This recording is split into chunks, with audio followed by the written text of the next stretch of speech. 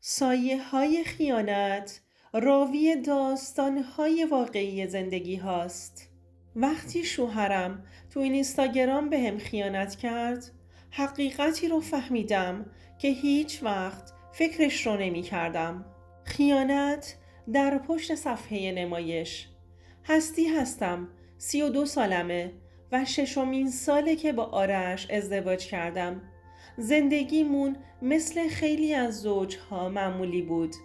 نه اونقدر رویایی که بخوام ازش قصه بسازم، نه اونقدر سخت که بخوام شکایت کنم. ولی چیزی که همیشه باعث می شد احساس خوشبختی کنم، اعتماد و عشق من و آرش بود. یا حداقل من فکر می کردم که هست. اولین بار که آرش رو توی دانشگاه دیدم، اون پسر خجالتی و مؤدبی بود. برعکس خیلی از پسرها که دنبال جمع کردن دل دخترها بودند. آرش فقط روی درسش تمرکز داشت. شاید همین جدیتش بود که من رو جذب کرد. از همون روز اول فکر کردم مرد زندگیم رو پیدا کردم. اون آدمی بود که همیشه پشت من وای میستاد. توی سخت ترین لحظات زندگیم پناهم بود و حس امنیتی که باهاش داشتم رو با هیچ چیزی عوض نمی کردم. ولی خب زندگی همیشه چیزی رو که فکر میکنی ثابت نمیکنه. بعد از 2 سال آشنایی با 1000 امید و آرزو ازدواج کردیم. فکر می کردم مردی رو پیدا کردم که تا آخر عمر کنارم خواهد بود. چند ماه پیش تصمیم گرفتیم خونمون رو عوض کنیم و رفتیم به یه آپارتمان جدید که بزرگتر بود و همه چیزش عالی به نظر می رسید. ولی با نقل و مکان به اونجا رفتارهای آرش تغییر کرد که من نمیتونم توضیحش بدم. اون دیگه اون مرد عاشق و مهربونی نبود که من میشناختم. شبها خسته از سر کار برمیگشت و دیر میومد خونه، یا اگه هم زود میومد همیشه یه بهونه داشت که خودش رو توی اتاق کارش حبس کنه. دیگه برام وقت نمیذاشت. شبها ساعتها تو اتاق کارش میموند و به بهانه کارهای اداره خودش رو مشغول نشون میداد. وقتی کنارش می نشستم بیشتر وقتش رو با گوشی می گذروند. می خندید. گاهی زیر لب چیزی می گفت. آرش حتی وقتی کنار من بود حواسش به گوشیش بود. مدام پیام می اومد براش. لبش رو با لبخند کج می کرد که انگار چیزی خیلی جالب براش فرستادند. وقتی ازش می پرسیدم چی شده، همیشه یه جواب سربالا می داد. چیزی نیست، یه بحث کاریه. اما من می دونستم که چیزی درست نیست. من همونقدر که به آرش اعتماد داشتم، همونقدر هم حساس بودم. زنها یه حسی دارند که نمیشه نادیده گرفت. برای همین یه شب که خواب بود رفتم سراغ گوشیش، اما مثل همیشه قفل بود. این دفعه اولی نبود که می دیدم گوشیش رو قفل میکنه. این شک منو بیشتر کرد. اون شب بیشتر از همیشه اذیت شدم. صبح وقتی که بیدار شد برای اولین بار بهش گفتم چرا گوشی تو همیشه قفل میکنی؟ چیزی هست که نباید من بدونم؟ لبخند زد و گفت تو چرا انقدر حساس هستی؟ نه بابا، تو فقط زیادی فیلم میبینی. ولی حسی که داشتم دست از سرم بر نمی داشت. تا اینکه چند روز بعد یه فرصت طلایی پیش اومد. آرش رفت حموم و من دیدم لپتاپش روشنه. وقتی صفحه رو باز کردم دیدم تو یکی از چتها پیامی باز بود که نوشته دلم برات تنگ شده، کی ببینمت. قلبم ایستاد و از جا کنده شد. نمیتونستم نفس بکشم. چند خط پایین تر اسم فرستنده رو دیدم. نازنین. پیام از طرف کسی به اسم نازنین بود. اسمش توی ذهنم میچرخید. دست ها میلرزید. نمیدونستم باید چی کار کنم. پیام ها رو خوندم.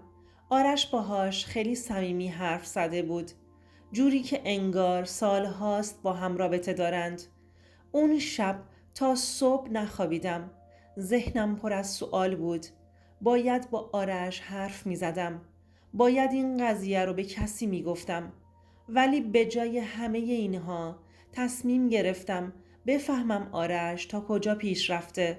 برای همین نقشه‌ای کشیدم.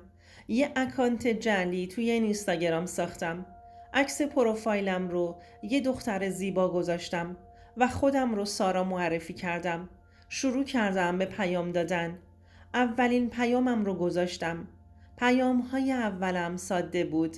سلام آشنایی نمیدیم؟ آرش اول جواب نداد. بعد از 2-3 پیام شروع کرد به حرف زدن. بالاخره یه پیام کوتاه از طرفش اومد. سلام شما؟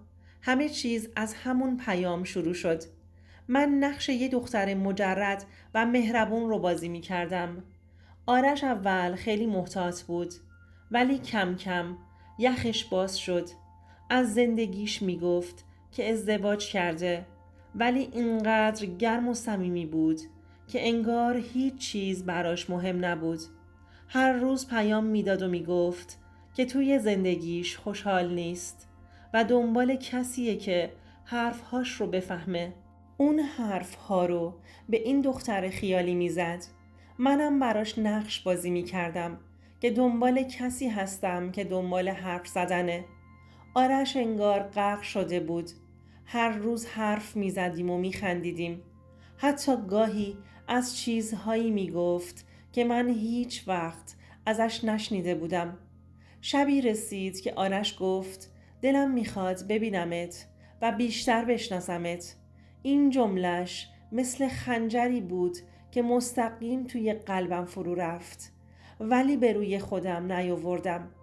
وقتی اینو گفت دیگه مطمئن شدم این مردی که من 6 سال عاشقش بودم همون کسی نبود که الان روبرومه. بهش گفتم باشه، کی و کجا؟ اون یک رستوران توی مرکز شهر رو پیشنهاد داد و گفت جمعه ساعت 8 شب. اون رستوران خیلی معروف بود. جمعه رسید. من زودتر از آرش رفتم اونجا و یه جای مخفی نشستم، جوری که بتونم همه چیز رو ببینم.